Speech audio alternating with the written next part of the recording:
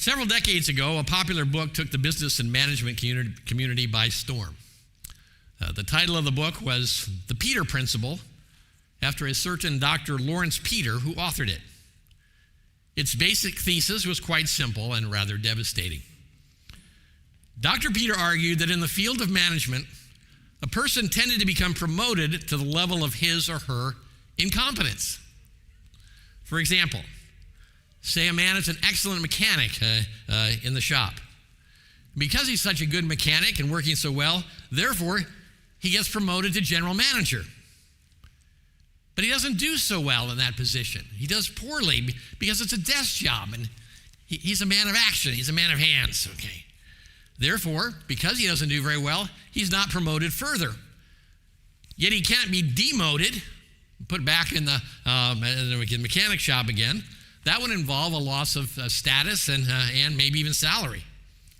Therefore, he remains stuck at the level of his own incompetence. In the passage before us this evening, we have another management principle, the principle of leadership in the church. And we could also title this a Peter Principle. In fact, I have titled it a Peter Principle. For not only is it delivered to Peter and the other disciples, it's also profoundly illustrated in the life of Simon Peter himself. But this Christian Peter principle differs markedly from the first. The worldly Peter principle of leadership argues that humans will rise to the level of their own incompetence. But the Christian Peter principle of leadership suggests that we will grow as leaders only as we humbly embrace our incompetence and seek to serve others. That in the kingdom of God, leadership is defined by service and humility. Now, this is illustrated in Jesus' ministry to Peter in the whole account and narrative of Peter's betrayal and humiliation. Throughout the Gospels, Peter is again and again presented to us as a person who has tremendous natural leadership abilities. He is oftentimes, throughout the Gospels, a frequent spokesman for the whole group. Jesus asks a question, who answers it? Peter. For example, Jesus says to the disciples, "Who do the crowds say that I am? And who do you say that I am?" And Peter responded, "You are the Christ, the Son of the living God." And Jesus commends him that flesh and blood has not revealed this to him, but my Father who is in heaven. Peter was self-confident.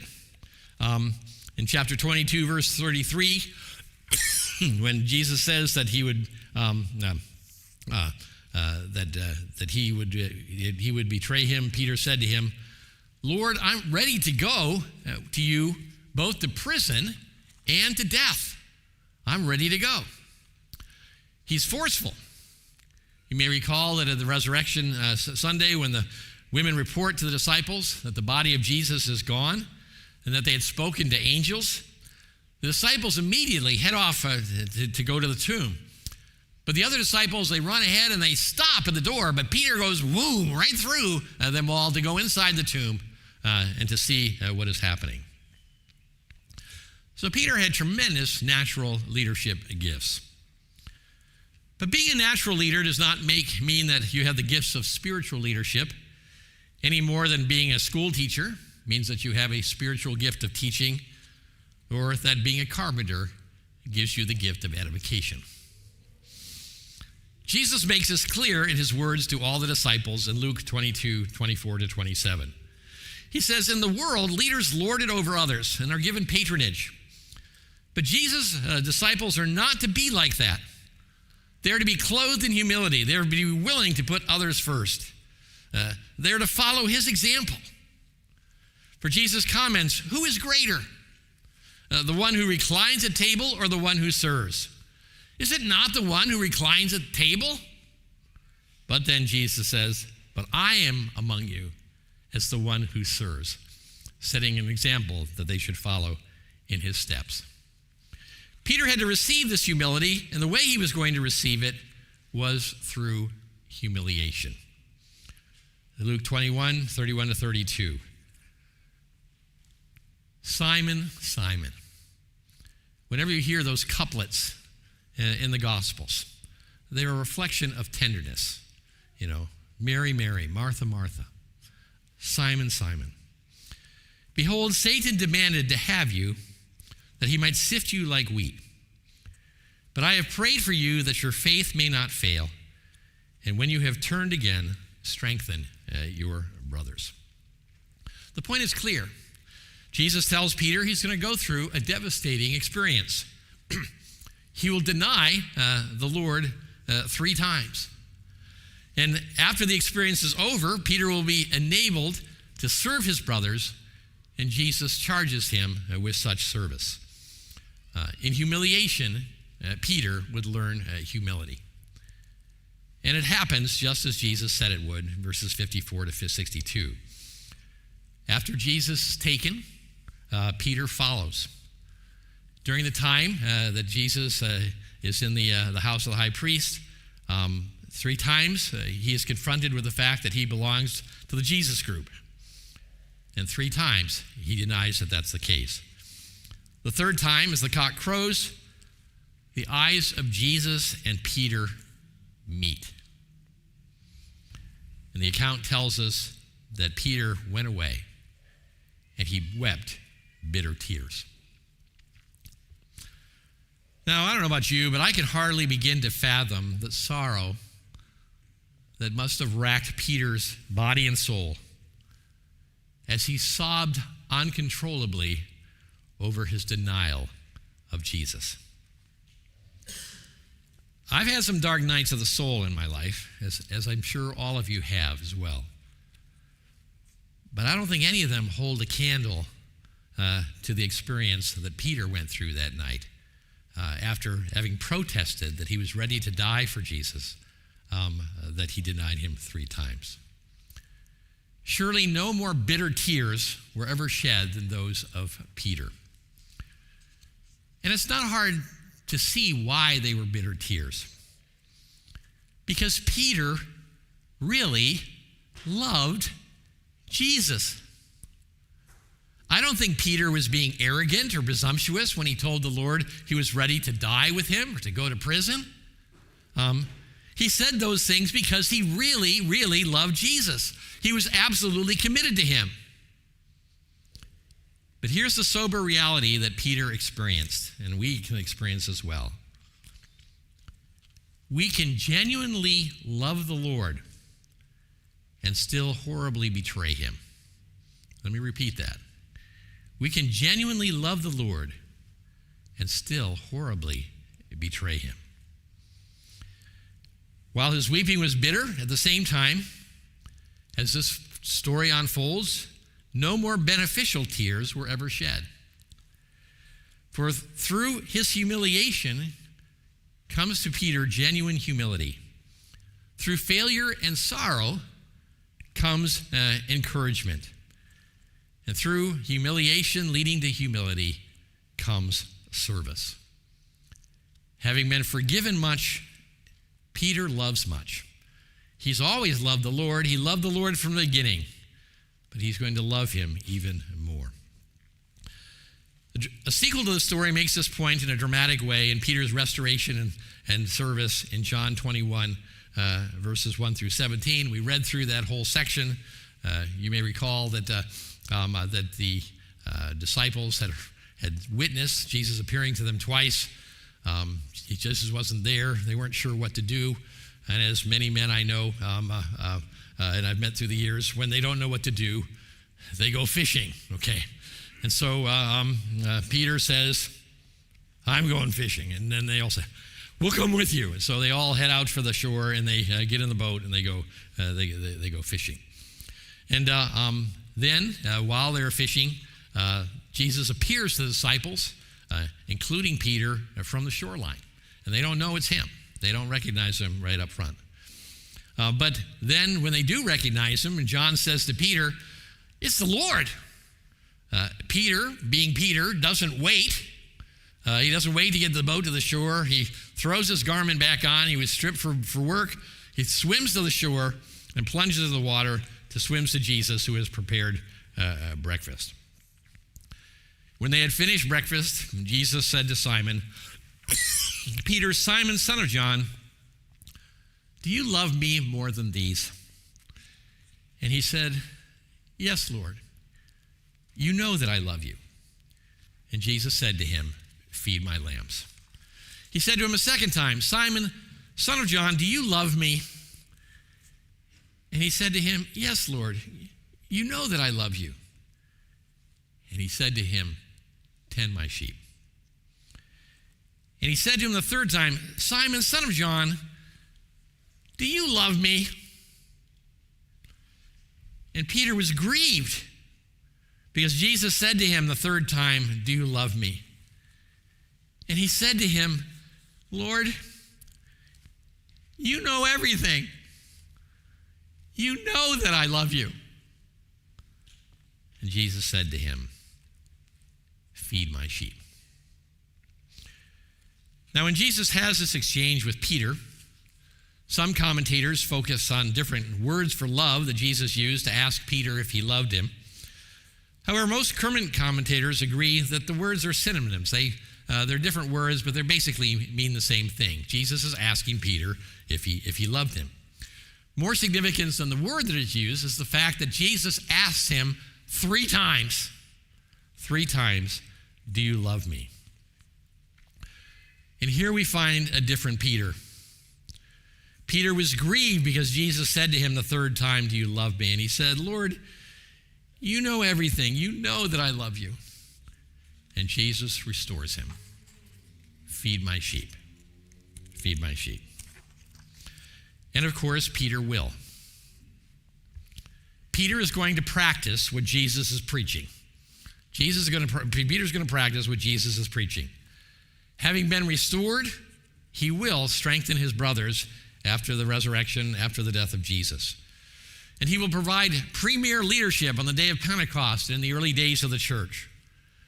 Having been instructed by the Lord and after his ministry to Cornelius, he will encourage the church to bring the gospel to the Gentiles.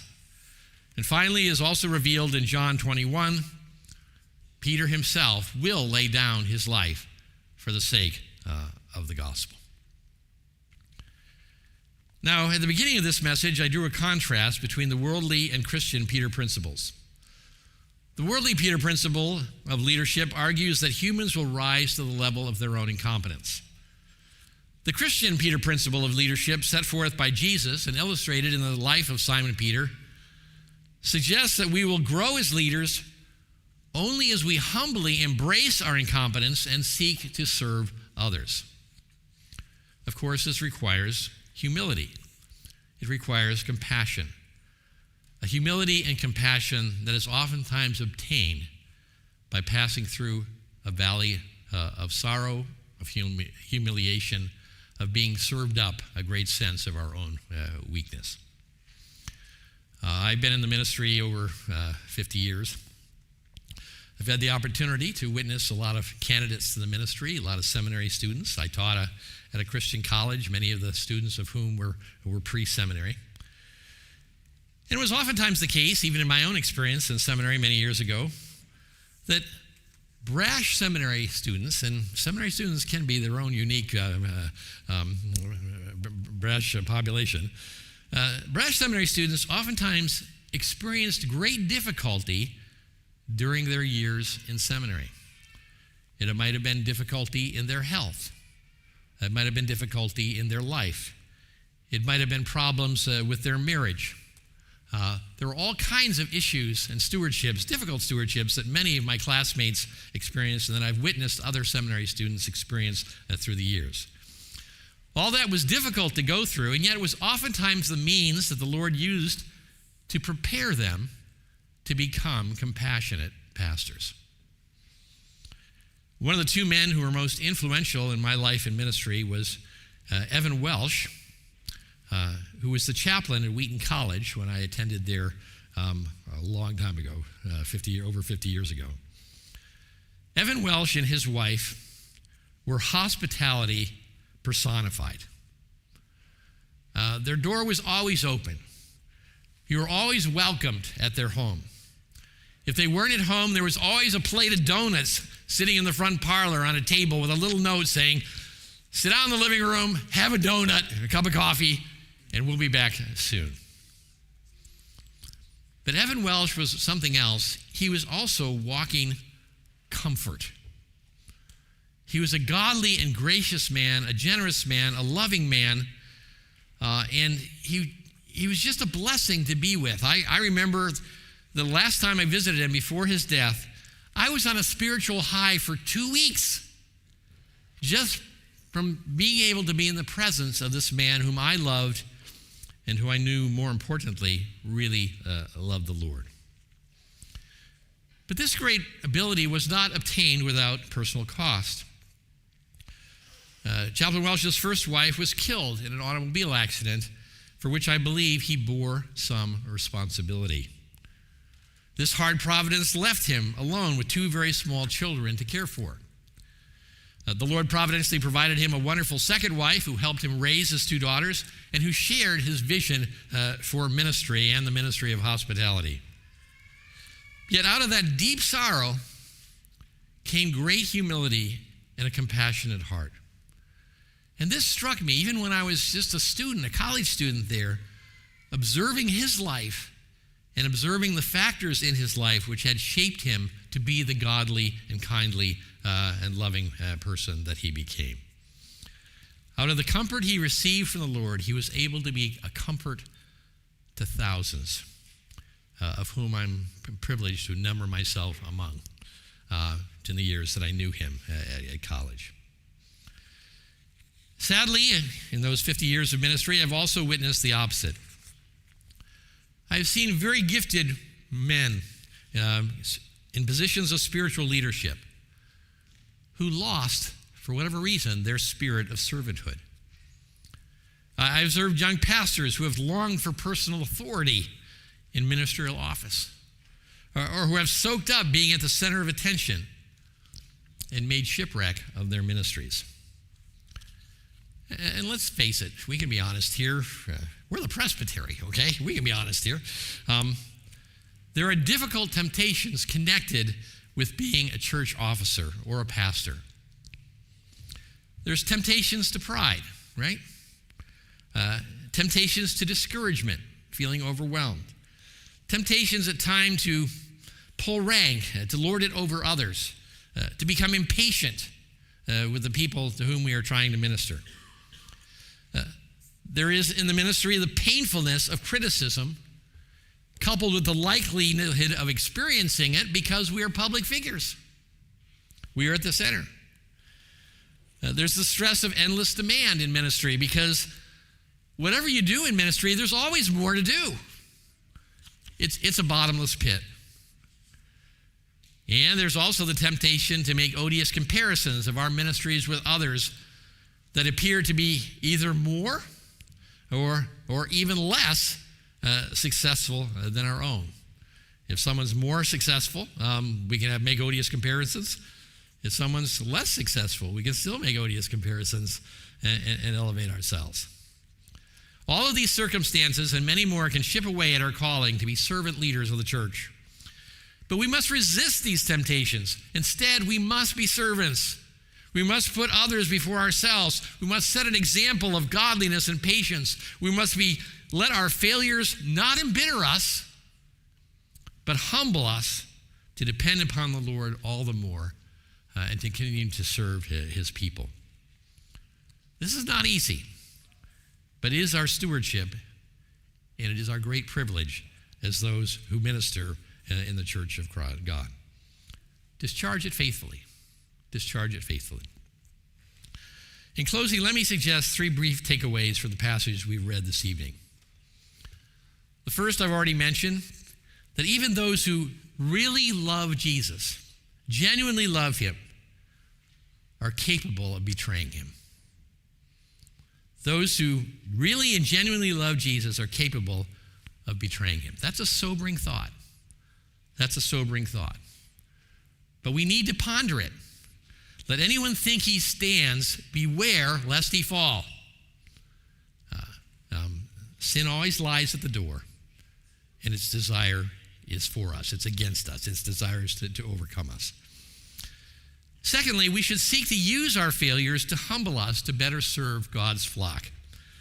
Here, the Peter principle that I've been advocating clearly stands out. Out of humiliation comes humility. Out of humility comes genuine service. And let me suggest to you, this doesn't require some type of gross sin. We don't need to explicitly or horribly betray Jesus the way that Peter did. We don't need to commit some public scandal or commit adultery or make shipwreck of our marriage in order to be humbled by our sin. Instead, each day, despite our love for Jesus, we are capable of betraying him, and we frequently do. Let's use those day-to-day failures to promote humble service. Let's use those failures to drive us to humility, and that humility to drive us to service. And finally, and I don't have time to give this attention it deserves this evening. Remember, in the midst of all this, that Jesus is praying for us. That he is praying for us. Luke 22, 31, 32. Simon, Simon, behold, Satan demanded to have you, that he might sift you like wheat. But I have prayed for you, that your faith may not fail. And when you have turned again, strengthen your brothers. Jesus unfolds all that's going to happen, but no, none of this is accidental. Jesus knows our circumstances. Jesus knows our weaknesses. He knows things that we don't even know that are going on spiritually in the background. And he prays for us. Jesus prays for us as he prayed for Peter that our faith may not fail. What a comforting thought, and what an encouragement in the midst of difficulty. At the beginning of this sermon, I commented on how varied an assembly of worshipers we are here this evening, and how I hope that I would be able to provide something for everybody, okay? I hope I have. To Jacey and to Julie as well, you're a ministerial couple here. I hope and pray that the Peter principle will prove as fruitful for you as it has proved for Susan and myself through many years of ministry. That you will find it a helpful theme to frequently appeal to, especially during those times when the demands of ministry are particularly challenging, or you find yourselves making mistakes, or having made mistakes, or having made some really terrible mistakes, which inevitably you will. That out of your deep love for the Lord, even in the face of weakness or failure, that you will persevere in caring for, shepherding, and feeding God's flock. Lay hold of that Peter principle of leadership. To those of you who are ordained leaders present tonight, whether pastors, elders, or deacons, I hope also that the Peter principle summons you to servant leadership that will enable you to persevere in your ministry. That you'll remember that out of humiliation comes humility. Out of humility comes a service. So that you might not grow weary of well-doing, but that you might persevere and continue to serve.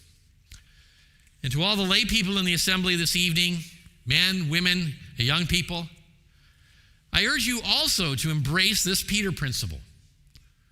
Qualifications for leadership don't simply apply to leaders. Let's get a little secret here.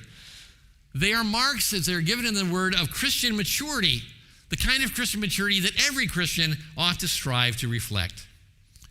And I pray for all of you as well, that you may lay hold of the core truth of the Peter principle, that God's grace is sufficient for you, that his strength is made perfect in your weakness.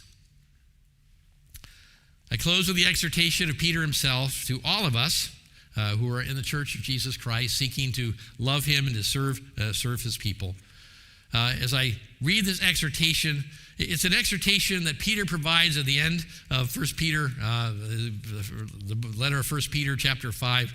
And it's an exhortation that drips of the Peter principle that I've tried to outline for you this evening. Peter fed the sheep of God in his day as Jesus commanded him, and he continues to feed us through his writings right up to the present time. Listen to the Apostle Peter. So I exhort the elders among you, as a fellow elder and a witness of the sufferings of Christ, as well as a partaker in the glory that is going to be revealed.